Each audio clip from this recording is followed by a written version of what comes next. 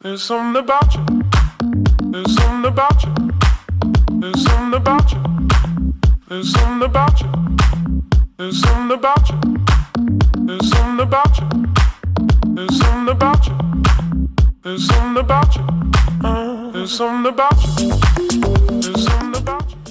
Caffetteria e non solo, in collaborazione con Pro Bartender di Siracusa di Marco Torano e con Giuseppe Fiorini abbiamo avuto il piacere di organizzare a Siracusa per la prima volta il corso di caffetteria e il modulo anche di latte art che avrà luogo la prossima settimana con i corsisti che hanno già frequentato il primo corso di caffetteria. Un grande applauso ai ragazzi, ci sono stati veramente meravigliosi per seguire tutte le regole delle 5M, le varie fasi della pulizia, la sanificazione della macchina del caffè, l'estrazione del caffè, la macinatura e in particolare poi la realizzazione del cappuccino certificato italiano. Un grande applauso, vi diamo appuntamento alla prossima corso, sempre organizzato con Pro Bartender Siracusa e caffetteria e non solo e con la collaborazione di Giuseppe Fiorini.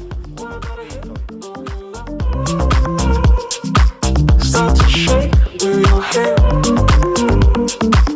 What other clip are you free?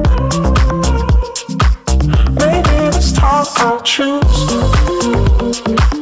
What about a hit on the low? Start to shake with your head. What other clip are you free? You turn and face me.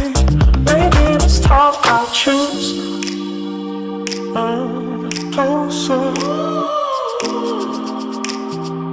closer, closer.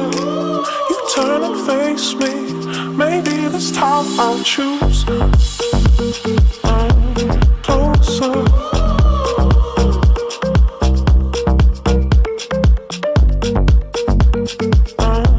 Closer. You turn and face me. Maybe this time I'll choose. Closer.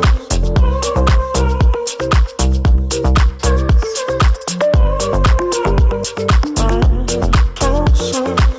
You turn and face me. Maybe this time I'll choose. There's something about you. There's something about you. There's something about you. There's something about you. There's something about you. There's something about you. There's something about you.